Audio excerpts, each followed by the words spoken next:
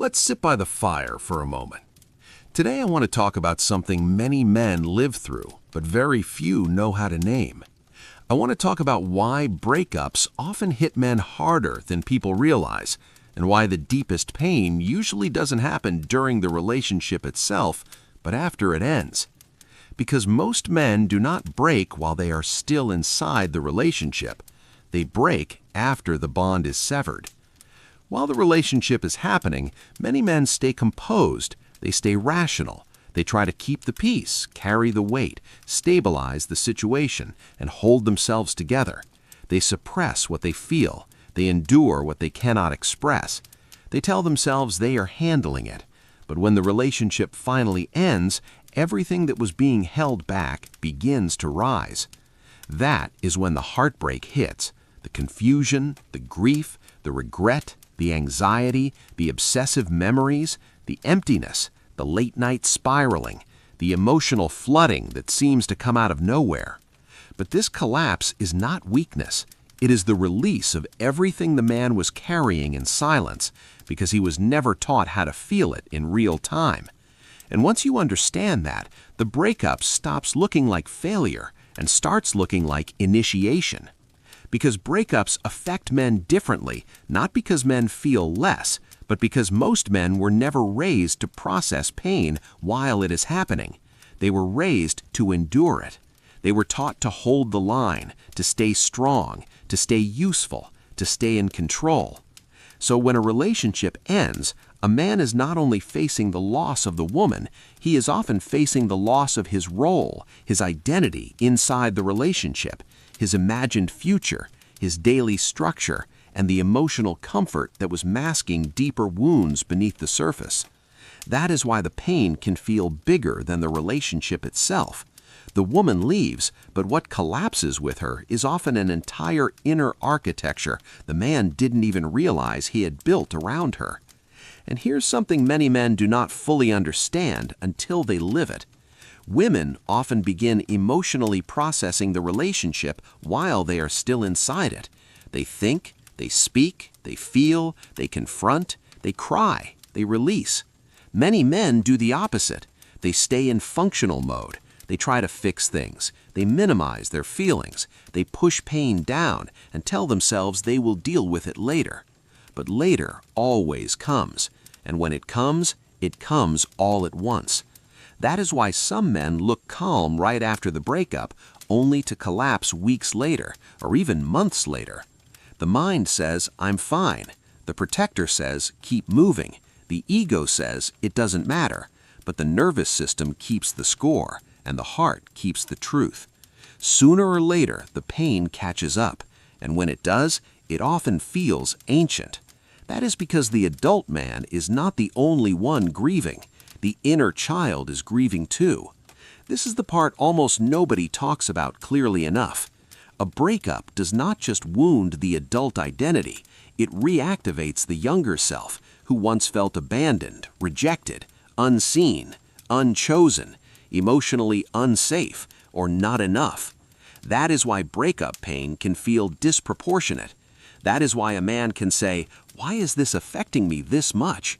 It's because he is not only mourning the end of the relationship, he is being brought back into contact with earlier layers of pain that were never fully processed. The boy inside him is remembering something. He is remembering what it felt like when love felt uncertain, when closeness felt unstable, when approval felt conditional, when safety depended on reading the room, staying quiet, being useful, or not being too much. So when the woman leaves, it is not just the adult relationship that ends, the old wound underneath it opens. And suddenly, the pain is no longer just about her. It is about the mother wound, the father wound, the abandonment wound, the rejection wound, the wound of not being met in the way he needed when he was too young to make sense of what was happening. That is why so many men say the breakup feels like it shattered something deeper than romance. Because it did. It shattered the illusion that the relationship was only about love. Sometimes the relationship was also functioning as a cover over unresolved pain. It was a buffer. It was a structure. It was a distraction from the deeper emotional material the man had not yet turned toward. And when the relationship ends, he meets himself. That is why the collapse feels so intense. And brother, this is where the real truth begins. Masculine collapse is not the end of the man. It is the end of the mask. A man's identity is often built around being needed, being chosen, being respected, being capable, being dependable, and being in control. So when a relationship ends, it can hit every one of those identity pillars at once. He no longer feels chosen. He no longer feels needed. He no longer feels secure in his role. He questions his value. He questions his strength. He questions whether he was enough. And for a while, that can feel like total internal collapse. But what is collapsing is not the true self. It is the false masculine structure that was built around performance, control, and emotional suppression. This is why some breakups become awakenings, because they tear down the identity that could no longer carry the man into the next chapter of his life. What looks like emotional ruin is often spiritual reorganization. What looks like heartbreak is often the first honest meeting with the self. And that is why silence becomes so important after a breakup. Men process differently. They go inward, they withdraw, they reflect, they overanalyze, they revisit memories, they train harder, they isolate, they stare at the ceiling at night, they question everything. They descend into a kind of psychological cave. And while that descent can look dark, it is often where individuation begins. Because a man in collapse is being stripped of illusion. He is being shown what he was attached to, what he was avoiding, what he was tolerating, what he was calling love, and what he was using the relationship to protect himself from feeling. That is why the pain often arrives months later, not because he did not care before, but because the protector was still running the system. At first, the man says, "I'll move on." He says, "It is what it is." He says, "She wasn't right for me anyway."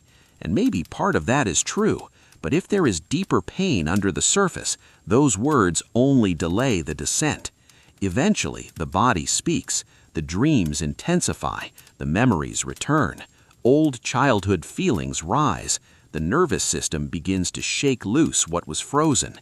And when that happens, many men think they are going backwards. They are not going backwards. They are finally going through. That is a very different thing. Going backwards is re-entering unconsciousness. Going through is allowing the pain to complete its cycle so it can stop ruling your life from the shadows. And for some men, a breakup becomes much more than emotional pain. It becomes a full awakening. It becomes the event that breaks open the old personality and reveals the deeper man underneath. It exposes the trauma bond. It reveals the nervous system dysregulation. It uncovers the mother wound, the father wound, the abandonment pattern, the need for validation, the fear of being alone, the tendency to overgive, the tendency to collapse, the tendency to chase what cannot love you properly. That is why the breakup can feel almost sacred in hindsight, not because the pain was pleasant, but because it forced truth to the surface. It showed you what was hidden. It ended what needed to end. It broke what was false so something real could begin. And once the pain is processed honestly, a different man starts to emerge.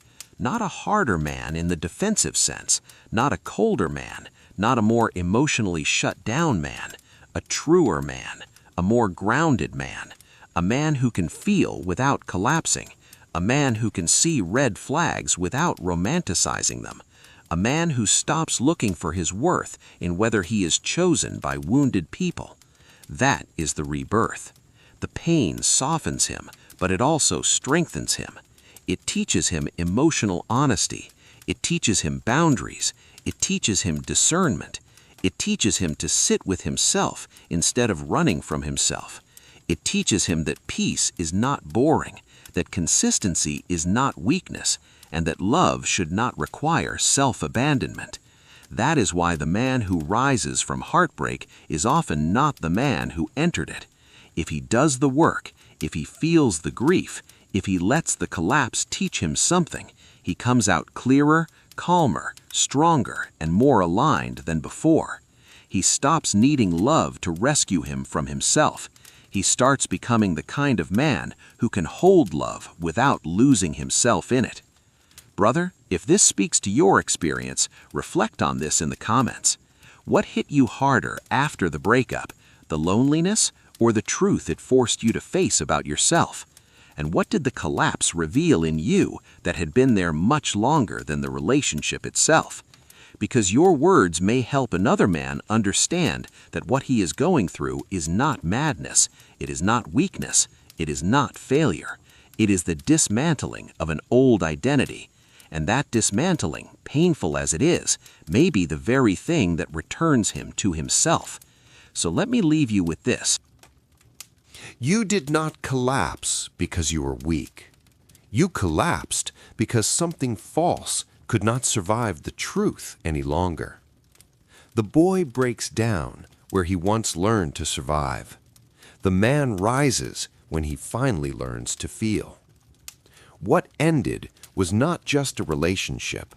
What ended was a version of you that could no longer carry your future.